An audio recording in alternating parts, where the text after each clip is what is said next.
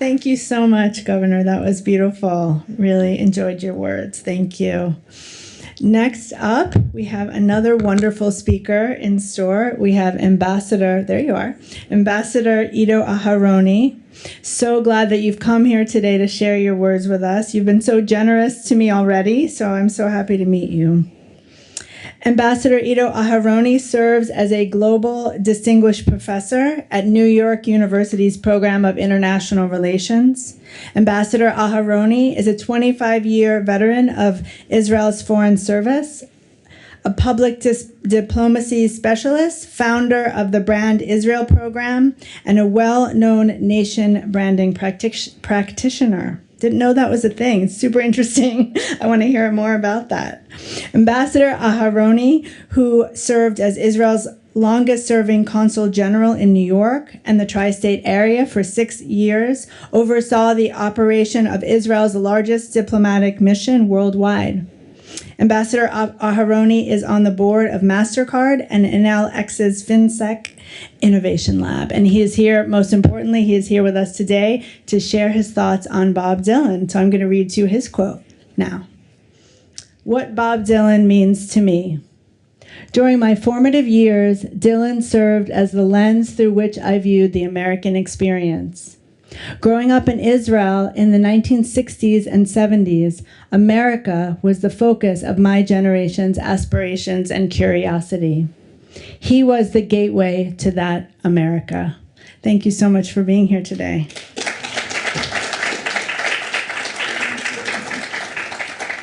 Thank you so much. I'm so honored and privileged to have been asked to be here, and I really have to thank my dear friend Shai Baitel, whom I've known for more than 20 years now. And the first time I met Shai Baitel, believe it or not, he was the head of the United Nations Judaica Book Club. If you did not know, there was such an organization. And I don't know why this organization doesn't exist anymore, probably because Shai went on to do bigger and better things. But I think that the United Nations still needs some Judaica. And thank you for that effort. Governor, you moved me with your speech, with your historical references. These are the songs that I remember growing up. And of course, Rebecca, thank you so much for taking care of everything. You know, my angle is different. I'm not an American. I am an Israeli. I was born and raised in Israel. It's true that I served 14 years as an Israeli diplomatic representative in the United States, 4 years in New York and 4 years in Los Angeles and 10 years in New York. 6 of those 10 years, I served as a consul-general. What does a consul-general do? I'm sure the governor knows, but those of you who don't know, consul-general, unlike the ambassador in Washington, D.C., is not dealing with government-to-government ties, but rather with community-to-community ties, with people-to-people. So it's about the promotion of culture. It's about the promotion of business. It's about academic affairs. It's about relating to the media. And it's about understanding the culture. Now, a little bit about my background so that you'll understand why Bob Dylan is such a big deal for me. And I think my entire generation. It may sound counterintuitive to people that don't know Israel, but Bob Dylan was and still is a very big deal in Israel, and not just because he is Jewish. It's not about him being Jewish. It's about him communicating and really mediating America to the world. And let me explain. State of Israel was founded officially in 1948. But the process of building the nation actually started in 1860, when Sir Moses Montefiore came from England to Jerusalem and built the first neighborhood outside of the old city. And the nation was built slowly. Imagine, what was the first higher learning institution that the pioneers built in the Holy Land? Was it a military school? Was it an engineering school? It was an art school called Betzalel, 1906. And the influence was heavily Russian. My own family, for example, Aronov, a Russian name, came from where is today Uzbekistan. They settled in Jerusalem in 1874. The music that was created was heavily influenced by Russia. Even the Israeli genre, unique genre, called shepherd's music, shirei ro'im, those of you speak Hebrew, people that actually went out with the cattle to the fields, and they brought a flute with them, and they just wrote songs. It was a genre like that in Israel in the 1930s and the 1940s, was heavily Russian. And so when the State of Israel was founded, it was right at the beginning of the Cold War. It wasn't obvious that Israel would side with the United States. You have to understand that. There was a very powerful camp within Israel that pushed for the Soviet orientation. And I grew up in the 1960s. I was born in 1962 in a small town south of Tel Aviv. Like most of the towns in Israel at the time, we lived in tiny apartments in building blocks. We used to call them the blocks. Very similar to the projects in terms of the size of the apartments. And the music was mostly Israeli, heavily influenced by, again, the Russian culture. And the orientation, at least until 1967, was definitely European, was French. If there was a dream for a young Israeli in the 1950s, an artist, a filmmaker, a musician, the dream was to go to Paris. That was the orientation. And you grew up listening to Charles Aznavour, Georges Moustaki, Jacques Brel, right? Edith Piaf. Those were the heroes of Israeli culture. Until this very day, Israel is part of the French-speaking world. We have over 1 million Israelis that French is their first language. And then in 1967, the French embargo, almost overnight, pushed the Israelis into the clear American orientation. The discovery of America was swift. I remember it very, very vividly. My sister, who's 7 years older than me, was the person who really shaped my musical taste. And what kind of music, Governor? Same kind of music that you mentioned. The artists that the Israelis were first exposed to, of course, the Sinatras, the Elvises of the world, but mostly American soul music. Artists like Irma Franklin and Solomon Burke and the Platters were very, very big in Israel in the 1960s, and other great musicians. Now, for me as a kid, America was a huge fascination. The first albums that I received were a Bob Dylan album, right? A Gordon Lightfoot album, and a Neil Young album, Leonard Cohen album. For me, all those four musicians represented America, meaning the United States. It took me years to realize that only Bob Dylan was an American among them, that the other three were actually Canadians. But it didn't really matter because they spoke the same language. And Rebecca, you spoke about Dylan's role, Dylan's place in the culture. For us in Israel, Dylan was the, how should I say, he was the brand. What do I mean by that? How do we measure brand? A brand is an abstract thing. And again, government, you beautifully described the fact that Bob Dylan is refusing to play by the rules. And I would translate what you said into a very simple description. He is a performance artist. He's a performance artist. Everything he does is part of his art, including his biography. If you haven't noticed, he was born in 3 different places. We still don't know where he really was. Was he from Duluth or from Gallup? Did he really meet with, who was it that he claimed? Woody Guthrie? Did he really go to this asylum to see him or not? We don't know. And that's part of the brand. So how do you measure a brand that is so abstract? There are four pillars to every brand. The first pillar is to what extent you can distinguish the brand from its competitors. Well, we know, look at him, how unique he is. Differentiation is not his problem. His voice, his insistence to be, let me put it this way, his ability to be consistently inconsistent makes him very, very unique. The fact that he never pleases the audience makes him very, very unique. Let me give you a couple of stories about Israel. So in 1987, I believe it was, he came to perform in Israel. And he also came to do his son's bar mitzvah in Israel, Jacob. And the plan was for them to arrive from Rome on a Friday. And of course, everybody's waiting for them at the airport.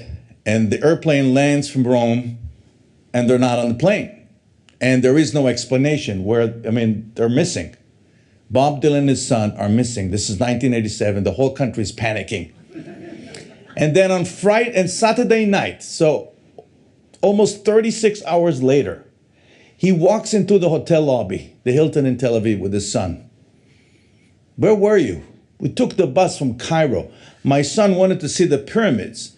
So they just flew from Rome. Instead of flying to Tel Aviv, they flew to Cairo, and then they took the bus and just walked in. And of course, you can imagine the impresario almost got a heart attack.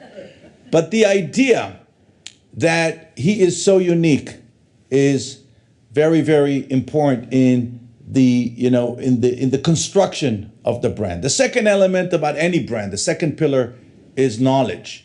A big part of the brand, we really don't know what people know. Our experiences with Bob Dylan are very unique, are very subjective. But what we do know is what is our own perception of knowledge, meaning, do I want to know more? And Bob Dylan's been very smart about it as an artist. The brand's level of knowledge is based on what we call mysticism. The world that he created is a mystical world. It's a word where English is very elastic. The language is very elastic. That very elasticity of his world is very, very attractive. I remember when I was in high school, my teacher was British. And in those days, when you bought albums, they came with the lyrics. And that's how I learned English. In Israel at the time, there was only one state-run radio channel. Television started only in 1968 for an hour and a half a day, black and white. And only in the early 70s, television really kicked in. We had 5 hours every evening of television, black and white, mostly from England. And the only show that came from America was Bonanza. And later on, All in the Family, Archie Bunker, right? He was the introduction to America for the Israelis. And so you can imagine what a breath of fresh air it was to receive an album with the lyrics that opened the window to the mystical world of Bob Dylan. Think about the women in his songs, how he describes them. Think about the places. Durango.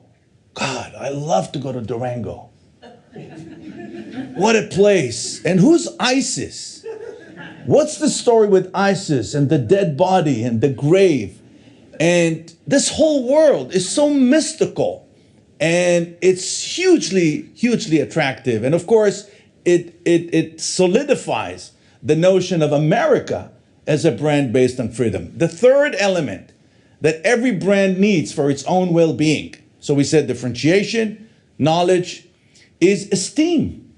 How highly regarded the brand is by its own group of reference. So in the case of Bob Dylan, the governor mentioned it, his songs were covered by some of the greatest artists in the world. I think I recently read that his song, To Make You Feel My Love, was covered by no less than 450 artists all over the world. Can you imagine?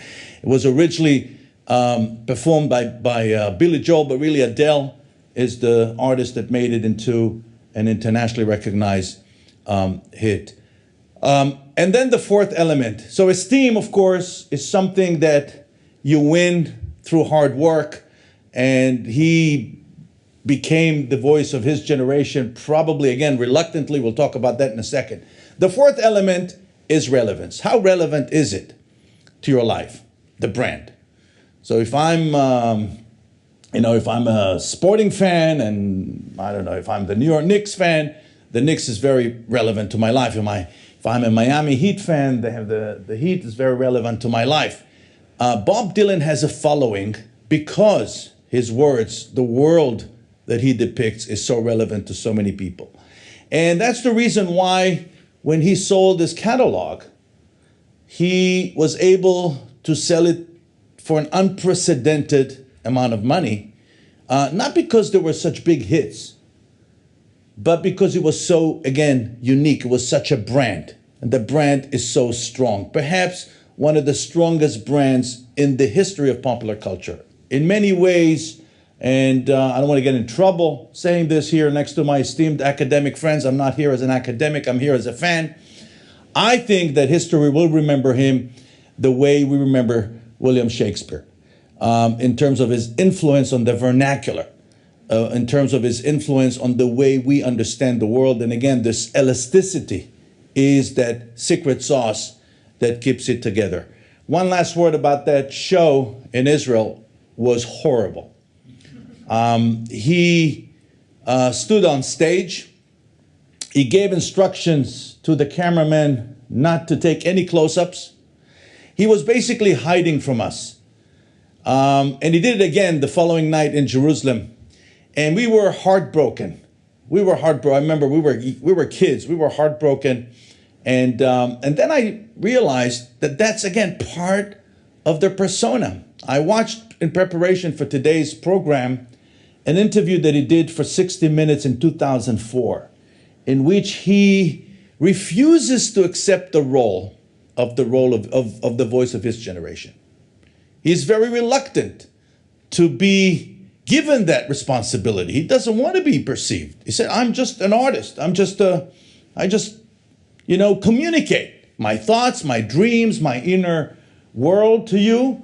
And I have a following, and I'm very happy about the fact that I have a following, but don't ask me to be your voice. This is not who I am. And you could see, if you noticed, he is doing like this with his fingers throughout the entire interview. So his body language is telling us he doesn't feel comfortable with the camera on him.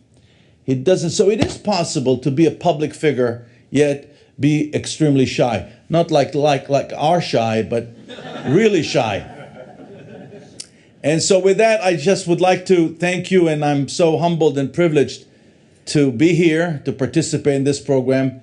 Bob Dylan is a big part of my American experience, even before I came to America, and he still is a big part of the way I understand American culture. So thank you so much. It's been a pleasure to address you, and I'll be happy to answer questions later.